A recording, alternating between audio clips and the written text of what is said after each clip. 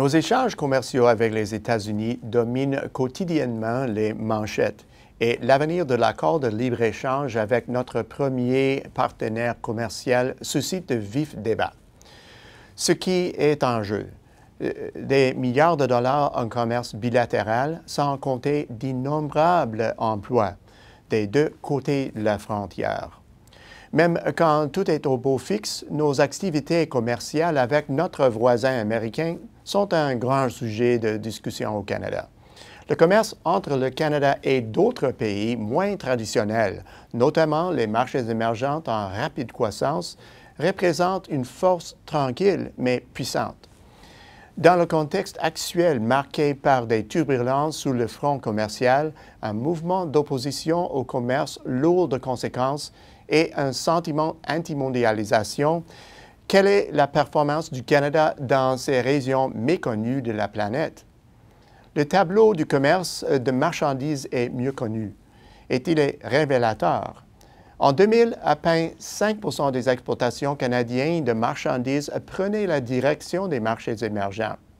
Cette part a doublé pour atteindre 10 en 2008 et même si le commerce a été fortement éprouvé par la récession mondiale, ce taux a augmenté depuis et il s'établit désormais à 13 Étant donné la présence grandissante du Canada dans le monde émergent et le profil de croissance accélérée sur ces marchés à long terme, la part de nos échanges commerciaux devrait probablement continuer de s'accroître. Certaines régions du Canada y sont déjà bien actives. La Colombie-Britannique remporte deuxième rang parmi les provinces canadiennes car elle est la province affichant la diversification le plus rapide, soit 25 de l'ensemble de ses exportations de marchandises. La Saskatchewan, dont le commerce est depuis toujours diversifié, occupe le premier rang grâce à un taux de 41 Dans le classement sectoriel, les produits agricoles se démarquent, mais les autres secteurs tirent aussi leur épingle du jeu. Le commerce avec les marchés émergents dans la sphère des services n'est pas en risque et surprend par son dynamisme. En 2006, il représentait environ 19 des exportations totales de services, une part nettement plus importante que le commerce de marchandises. Cette part n'a pas sensiblement augmenté, même si le taux moyen de croissance des ventes de services vers le monde émergent s'établit à 5 contre seulement 3,1 sur les marchés développés. La part totale des ventes s'est modestement appréciée à 22 en 2015, soit la dernière année pour laquelle nous disposons de données comparatives.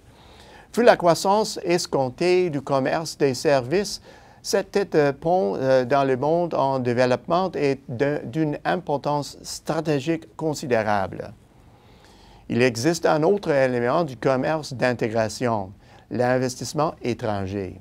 Sur ce front, l'activité sur les marchés émergents est également remarquable.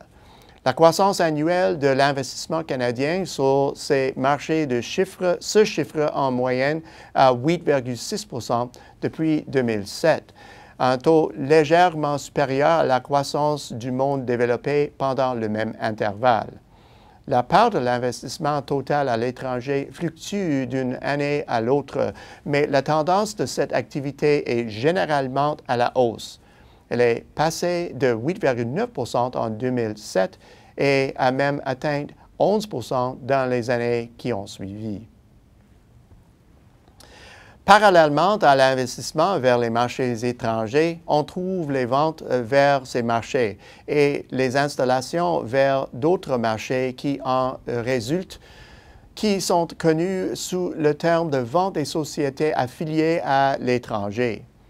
À mesure que le commerce étend son rayonnement sur le globe, cette forme d'activité commerciale sera sans doute appelée à prendre plus d'importance.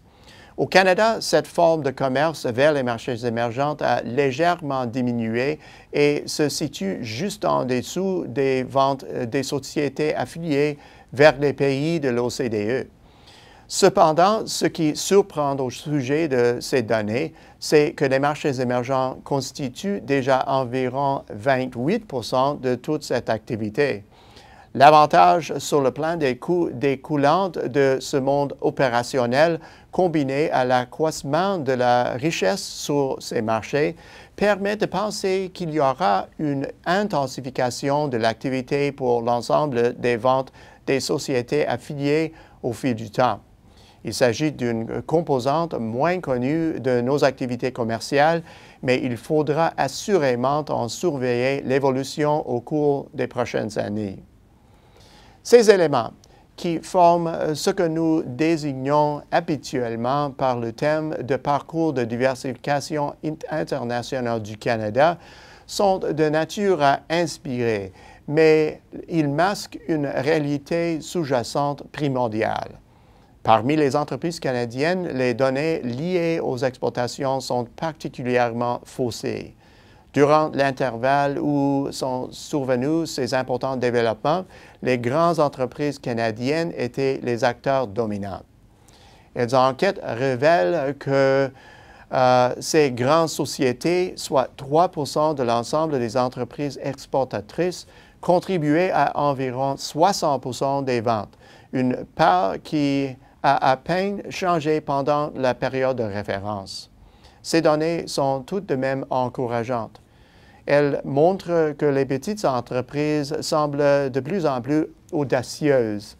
Pour preuve, chez les grandes entreprises, la part des exportations vers d'autres marchés que les États-Unis représente 6 et ce taux grimpe à 19 chez les petites entreprises. Au bout du compte, malgré les préoccupations soulevées par les négociations commerciales, une lueur d'espoir pointe à l'horizon. Avec le temps, le Canada prête de plus en plus attention à des marchés plus petits, mais affichant une croissance plus dynamique. Sur la scène internationale, l'activité commerciale ne se limite plus à une forme rudimentaire. Cette activité se manifeste de multiples façons, ce qui semble indiquer un degré de maturité prometteur pour l'activité à venir. À la semaine prochaine, c'est Peter Hall.